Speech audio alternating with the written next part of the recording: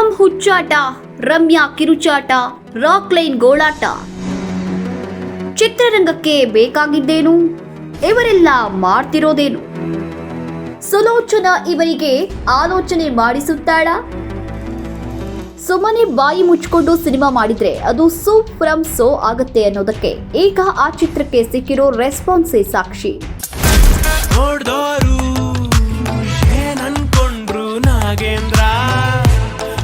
ಬಹುಶಃ ಈಗೀಗ ಕನ್ನಡ ಚಿತ್ರರಂಗದಲ್ಲಿ ಒಳ್ಳೆಯ ಸಿನಿಮಾ ಮಾಡುವುದನ್ನ ಬಿಟ್ಟು ಬೇರೆಲ್ಲ ಮಾಡ್ತಿದ್ದಾರೆ ಅನ್ನೋದಕ್ಕೆ ಇತ್ತೀಚಿನ ಸಾಕಷ್ಟು ಬೆಳವಣಿಗೆಗಳೇ ಸಾಕ್ಷಿ. ಒಬ್ಬ ಪ್ರಥಮ್ ಬರ್ತಾನೆ, ಬಾಯಿಗೆ ಬಂದ ಹಾಗೆ ಮಾತಾಡಿ ಚಿತ್ರರಂಗಕ್ಕಿರೋ ಗೌರವವನ್ನ ಎಷ್ಟು ಹಾಳು ಮಾಡಬಹುದೋ ಅಷ್ಟನ್ನೂ ಮಾಡ್ತಾರೆ. ಇದೀಗ ಪ್ರಚಾರದ ತೆವಲಿಗೆ ಬಿದ್ದು ದರ್ಶನ್ ಹಾಗೂ ದರ್ಶನ್ ಅಭಿಮಾನಿಗಳನ್ನ ಮೈ ಮೇಲೆ ಎಳ್ಕೊಂಡು ಮಾಡಬಾರದ ಅವಾಂತರಗಳನ್ನೆಲ್ಲ ಮಾಡ್ತಿದ್ದಾನೆ. ಈತನಿಗೆ ಚೆನ್ನಾಗಿಯೇ ಗೊತ್ತಿತ್ತು ಜೇನುಗೂಡಿಗೆ ಕಲ್ಲು ಹೊಡೆದ್ರೆ ಏನಾಗುತ್ತೆ ಅಂತ. ಹಾಗೆ ಸರಿಯಾಗಿ ಗುರಿಯಿಟ್ಟು ಹೊಡೆದಿದ್ದಾನೆ.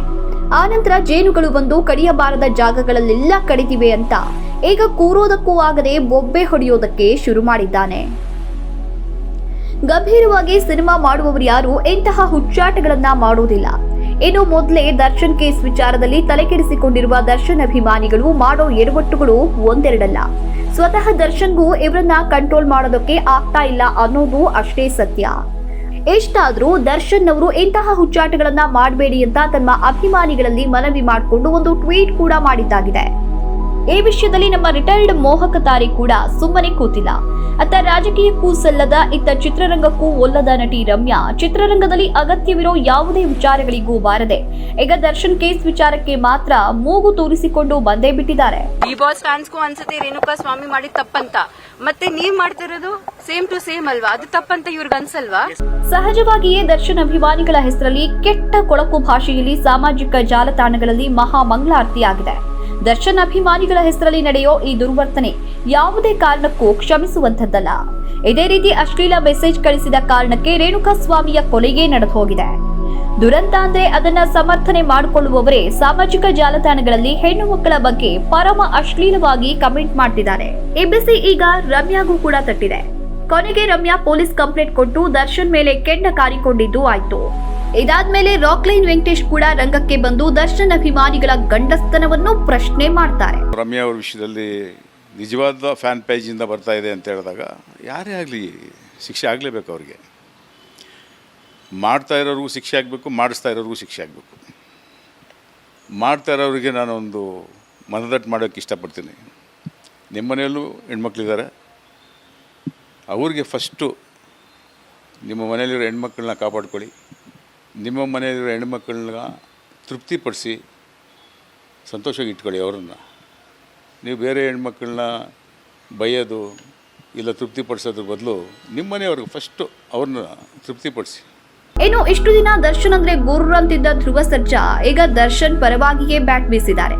ಇದಕ್ಕೆ ಹತ್ತಿರದಲ್ಲೇ ತನ್ನ ಸಿನಿಮಾ ಬಿಡುಗಡೆ ಇರೋದು ಒಂದು ಕಾರಣ. ಇನ್ನೊಂದು, ಧ್ರುವ ಸರ್ಜಾ ಅಭಿಮಾನಿಗಳು ಕೂಡ ಸಂಸ್ಕಾರದ ವಿಷಯಕ್ಕೆ ಬಂದ್ರೆ ದರ್ಶನ್ ಅಭಿಮಾನಿಗಳಿಗಿಂತ ಯಾವುದ್ರಲ್ಲೂ ಕಡಿಮೆ ಇಲ್ಲ. ಈಗಾಗಲೇ ಮಾರ್ಟಿನ್ ಸೋಲಿನಿಂದ ಕಂಗೆಟ್ಟಿರೋ ಧ್ರುವ ಸರ್ಜಾಗೆ ಈಗ ಕೆಡಿ ಸಿನಿಮಾದ ಗೆಲುವು ತುಂಬಾನೇ ಮುಖ್ಯವಾಗಿದೆ. ಹಾಗಾಗಿ ದರ್ಶನ್ ಪರವಾಗಿ ನಿಂತಿದ್ದಾರೆ ಅನ್ನೋದು ಸುಳ್ಳಲ್ಲ.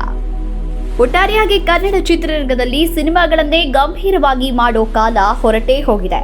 ಬೇಡದ ರಗಳೆಗಳು, ವಿವಾದಗಳು, ಗಲಾಟೆ ಜಗಳಗಳು, ಒಬ್ಬರ ಕಾಲನ್ನ ಮತ್ತೊಬ್ಬರು ಎಳೆಯೋದು ಇತ್ತೀಚೆಗೆ ಬರೀ ಇದೇ ಆಗೋಗಿದೆ. ಅದರಲ್ಲೂ ತಮ್ಮ ಹುಚ್ಚಾಟಗಳಿಗಾಗಿ ಸಿನಿಮಾ ಮಾಡೋದಕ್ಕೆ ಬರುವಂಥವರು ಜಾಸ್ತಿ ಆದ್ಮೇಲಂತೂ ಜನರಿಗೆ ಚಿತ್ರರಂಗದ ಮೇಲೆ ಅಸಹ್ಯ ಹುಟ್ಟಿದೆ. ಸರಿಯಾಗಿ ಸಿನಿಮಾಗಳನ್ನ ಮಾಡದೆ, ಮಾಡಿದ ಸಿನಿಮಾಗಳನ್ನ ಸರಿಯಾಗಿ ಜನರಿಗೆ ತಲುಪಿಸದೆ ಆಮೇಲೆ ಜನ ಥಿಯೇಟರ್ಗೆ ಬರೋದಿಲ್ಲ ಅಂತ ಆಪಾದನೆ ಮಾಡಿಕೊಂಡು ಓಡಾಡ್ತಿದ್ದಾರೆ. ಇವರಿಗೆಲ್ಲ ಉತ್ತರ ಕೊಟ್ಟಿದ್ದು ರಾಜ್ ಶೆಟ್ಟಿಯವರ ಸೂಪ್ ಫ್ರಮ್ ಸೋ ಸಿನಿಮಾ. ಅವರು ಹಾಗೂ ಅವರ ತಂಡ ಬೇರೆಲ್ಲ ಬಿಟ್ಟು ಸಿನಿಮಾ ಮಾತ್ರ ಮಾಡಿದ್ದಾರೆ. ಜನಗಳಿಗೆ ಬೇಕಾಗಿರೋದು ಅದೇ.